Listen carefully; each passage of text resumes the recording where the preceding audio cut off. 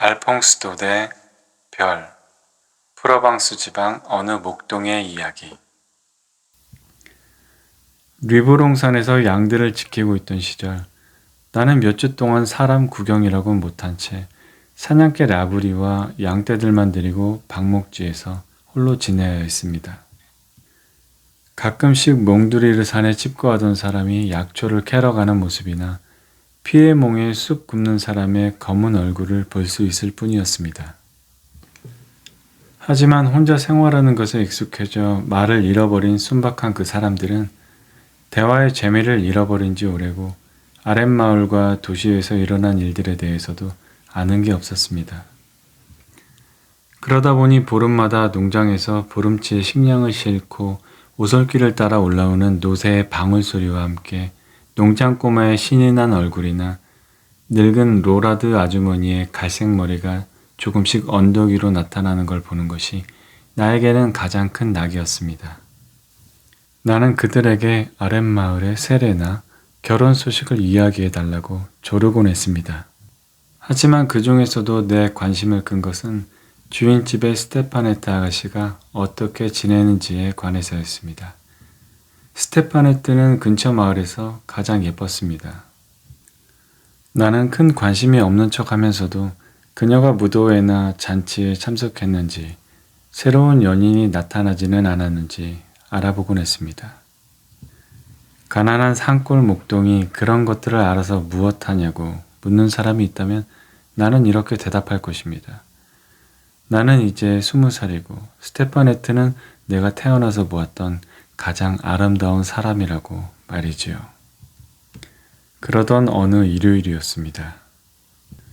그날도 나는 보름치의 식량을 기다리고 있었지만 늦게까지 아무도 도착하지 않았습니다. 오전에는 대미사 때문에 늦는구나 하고 생각했습니다. 정오가 되자 세찬 소나기가 내렸고 나는 길 상태가 좋지 않아 노새들이 출발하지 못한 거라고 생각했습니다. 오후 3시쯤 되자 마침내 하늘이 다시 맑아지고 산이 물과 햇빛으로 반짝였습니다. 그리고 나뭇잎에서 떨어지는 물방울 소리와 냇물이 넘치는 소리를 뚫고 부활절의 종소리처럼 명랑하고 활기찬 노새의 방울 소리가 들려오는 것이었습니다. 한때 노새를 끌고 온 사람은 농장 꼬마도 노라드 아주머니도 아니었답니다. 누구였을까요? 그 사람은 바로 우리 아가씨였답니다. 버들가지로 만든 바구니들 사이에 아가씨가 허리를 곧게 펴고 앉아 있었던 겁니다. 산 바람과 소나기가 날이 서늘해지는 바람에 그녀의 얼굴도 붉게 상기되어 있었습니다. 농장 꼬마는 병이 났고 노라드 아주머니는 휴가를 받아 자식들 집에 갔다고 했습니다. 아름다운 스테파네트가 노새에서 내리면서 그렇게 얘기해 주었습니다. 자신은 길을 잃는 바람에 늦고 말았다고 말이지요. 하지만 그녀의 꽃장식 리본과 레이스가 달린 화려한 치마는 덤불 속을 헤맸다기보다는 무도회라도 갔다 오느라 늦은 것만 같았습니다. 얼마나 귀여웠던지 그녀를 아무리 쳐다보아도 내 눈은 실증을 느끼지 않았습니다. 여태껏 이렇게 가까이에서 그녀를 본 적은 없었습니다. 겨우내 양들과 함께 평지에 머무는 동안에는 내가 저녁을 먹으러 농장으로 돌아와도 그녀는 여전히 옷을 차려입고 하인들과는 거의 말을 하지 않은 채 도도하게 거실을 지나치곤 했는데 지금 그녀가 오직 나를 위해 이곳에 와 있는 겁니다. 내가 어찌 허둥대지 않을 수 있겠습니까? 스테파네트는 바구니에서 식량을 꺼내며 호기심 어린 눈빛으로 주위를 둘러보기 시작했습니다. 예쁜 나들이용 치마가 더럽혀지지 않게 살짝 들어올리며 그녀는 내가 평소 잠을 자는 곳을 구경하고 싶다며 우리 안으로 들어갔습니다. 밀집 위에 양가죽을 깐 침대와 벽에 걸린 기다란 외투, 지팡이, 부싯돌 등 모든 것이 그녀에게는 신기하게 보이는 듯했습니다. 그러니까 여기서 산단 말이지? 가엾기도 해라. 늘 이렇게 혼자 있으면 정말 심심하겠다. 뭘 하면서 지내지? 무슨 생각을 하고? 나는 당신을 생각하죠, 아가씨. 라고 대답하고 싶었습니다. 그리고 그건 거짓말이 아니었습니다. 하지만 너무 당황한 나머지 아무 말도 할 수 없었습니다. 그걸 알아차렸는지 그녀는 더욱 짓궂은 말로 나를 난처하게 만들며 즐거워했습니다. 그런데 여자친구는 가끔 너를 보러 올라오니? 아마 그녀는 황금염소이거나 산꼭대기에서만 뛰어다니는 에스테렐 요정이겠지. 이렇게 말하면서 머리를 뒤로 젖히고 예쁘게 웃은 후에 바삐 돌아가려고 서두르는 그녀의 모습이야말로 요정 에스테렐 같았습니다. 그녀의 방문이야말로 요정의 출연이었지요. 잘 있어, 목동아. 안녕히 가세요, 아가씨. 그렇게 그녀는 빈 바구니들을 가지고 떠났습니다. 그녀가 비탈길 밑으로 사라진 뒤 노새 발굽아래에 구르는 조약돌 소리가 마치 내 심장으로 굴러떨어지는 듯했습니다. 그 소리들을 나는 아주 오래 듣고 있었습니다. 해가 저물 때까지 나는 그 꿈이 사라질까 두려워 감히 움직이지도 못한 채 잠든 듯 가만히 있었습니다. 그리고 저녁이 되어 깊은 계곡이 어슴푸레해질 무렵 양들이 매하고 서로 몸을 밀치며 우리 안으로 들어가려고 할 때였습니다. 갑자기 언덕길에서 누군가 나를 부르는 소리와 함께 곧이어 우리 아가씨가 모습을 나타냈습니다. 아까의 명랑한 표정과 달리 그녀는 물에 흠뻑 젖어 추위와 두려움에 떨고 있었습니다. 산길 아래쪽에서 폭우를 만나는 바람에 불어난 소르그 강물을 건너려다 그만 물에 빠질 뻔했다는 겁니다. 더군다나 시간이 너무 늦어버려 아가씨는 도저히 농장으로 돌아갈 수도 없었습니다. 지름길이 있다 해도 아가씨 혼자서는 찾을 수 없었고 나는 양떼들 곁을 떠날 수 없었습니다. 산에서 밤을 보내야 한다는 생각에 그녀는 무척 심란해했습니다. 특히 가족들이 걱정할 거라는 생각 때문에 말이지요. 나는 최대한 그녀를 안심시키려 노력했습니다. 아가씨, 7월은 밤이 무척 짧답니다. 잠시만 참으면 돼요. 나는 소르구 강물에 흠뻑 젖은 그녀의 옷과 발을 말리기 위해 서둘러 불을 피웠고 그런 뒤 우유와 치즈를 가져다 주었습니다. 하지만 가녀린 소녀는 몸을 덮이려고도 음식을 먹으려고도 하지 않았습니다. 그녀의 눈에 커다랗게 맺힌 눈물을 보자 나도 그만 울고 싶어졌습니다. 어느덧 밤이 찾아왔습니다. 산등성 위에는 태양의 남은 빛마저 사라지고 서쪽 하늘에 뿌연 빛만 남았습니다.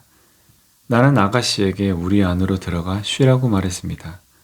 새로 깐 집 위에 좋은 가죽을 깔아준 뒤 그녀에게 잘 자라는 인사를 하고는 문 밖에 앉았습니다. 연정이 불꽃처럼 피 속에 끓어오르고 있었지만 나쁜 생각은 전혀 하지 않았다는 걸 하나님은 아실 겁니다. 한 구석에서 호기심 어린 눈으로 바라보는 양떼들 곁에서 그 어떤 양들보다 귀하고 순결한 우리 아가씨가 나의 보호를 받으며 잠들어 있다는 생각에 내 가슴은 뿌듯하기만 했습니다. 여태껏 이처럼 하늘이 높아 보이고 별들이 빛나 보인 적은 없었습니다. 바로 그 순간 갑자기 우리 문이 열리며 아름다운 스테파네트가 모습을 드러냈습니다. 그녀는 잠이 오지 않았던 모양입니다. 움직이는 양들 때문에 밀짚이 바스락거리고 꿈꾸는 양들이 매에 아는 소리를 내는 바람에 차라리 불 곁에 있는 것이 낫다고 생각한 것입니다. 나는 가지고 있던 양가죽을 그녀의 어깨에 덮어주고 풀을 더 키웠습니다. 그리고 우리 두 사람은 아무 말 없이 나란히 앉아 있었습니다. 당신이 만약 아름다운 별들 아래서 밤을 지새운 적이 있다면 모두가 잠든 시간 동안 고독과 침묵 가운데 신비로운 세상이 새로이 눈을 뜬다는 걸 아실 겁니다. 그 순간 샘물은 더욱 맑은 소리로 노래하고 연못에서는 작은 불꽃들이 피어오릅니다. 모든 산의 정령들이 자유롭게 오가는 듯한 공기가 스치는 소리들이 나뭇가지가 자라나고 풀이 돋아나는 소리처럼 들리죠. 낮이 생명체들의 시간이라면 밤은 사물들의 시간입니다. 밤이 익숙하지 않은 사람은 두려움이 생기기 마련입니다. 우리 아가씨 또한 작은 소리에도 오들오들 떨며 내 곁으로 바싹 몸을 붙이곤 했습니다. 그때였습니다. 순간 저 아래 반짝이는 연못가로부터 길고도 처량한 울음소리가 우리가 있는 곳까지 울려 퍼졌습니다. 그리고 때마침 아름다운 유성 하나가 바로 우리 머리 위를 지나 그곳을 향해 떨어졌습니다. 마치 방금 들린 탄식 소리가 빛을 불러낸 것처럼 말입니다. 저게 뭐지? 스테파네트가 낮은 소리로 물었습니다. 천국으로 들어가는 영혼이랍니다, 아가씨. 나는 대답하며 성호를 그었습니다. 스테파네트도 나를 따라 성호를 그었습니다. 그러고는 한동안 하늘을 바라보며 생각에 잠겼습니다. 이윽고 그녀가 말했습니다. 너희 목동들은 마법을 부린다는데 정말이니? 그럴 리가 있나요, 아가씨? 하지만 우리 목동들은 별들과 가까운 곳에 살기 때문에 저 아래 들판에 있는 사람들보다는 별에서 일어나는 일들에 대해서 더 잘 안답니다. 그녀는 여전히 한 손으로 턱을 괴고 양가죽을 어깨에 두른 채 천국의 어린 목자처럼 하늘을 보고 있었습니다. 별이 정말 많구나. 아름답기도 하지. 이렇게 많은 별을 본 적이 없어. 너는 이 별들의 이름을 다 알고 있니? 물론이죠, 아가씨. 보세요. 우리 바로 위에 있는 것이 성자크의 길, 은하수예요. 프랑스에서 스페인 쪽으로 곧장 뻗어 있죠. 용감한 샤를마뉴 대제가 사라진 사람들과 전쟁을 벌일 때 갈리시아의 성자크가 그에게 길을 가르쳐 주기 위해 저 길을 놓았대요. 그보다 멀리 네 개의 빛나는 축과 함께 있는 것이 영혼들의 수레, 큰 곰자리예요. 앞에 이끄는 세 개의 별은 세 마리의 동물들이고 세 번째 별 바로 곁에 있는 작은 별이 바로 마부랍니다. 그 주위로 별들이 비처럼 쏟아져 내리는 게 보이죠? 그건 하나님이 당신의 집으로 데려가길 원하지 않는 영혼들이랍니다. 그보다 좀 아래 쇠스랑 또는 세 명의 왕, 오리온이라고 부르는 별이 있죠. 이 별은 우리 같은 사람들에게 시계 역할을 한답니다. 저 별들을 보기만 해도 지금 자정이 지났다는 걸 금세 알 수 있어요. 저 아래 항상 남쪽에서 빛나는 장드밀랑, 시리우스는 하늘의 횃불이라고도 불려요. 저 별들에 대해서 우리 목동들 사이에 전해 내려오는 이야기가 있답니다. 어느 날 밤 장드밀랑이 세 명의 왕, 그리고 닭장, 북두칠성과 함께 친구 별의 결혼식에 초대를 받았대요. 성질이 급한 닭장이 서둘러 먼저 출발해 위쪽 길로 갔다는군요. 저기 위 하늘 가장 높은 곳을 보세요. 세 명의 왕은 닭장을 따라잡으려고 아래쪽 길로 가로질러 갔답니다. 그런데 늦잠을 자다가 가장 늦게 떠난 게으른 장드밀랑이 혼자 뒤처지는 바람에 그만 화가 나서 지팡이를 던져 앞에 별들을 멈춰 세웠대요.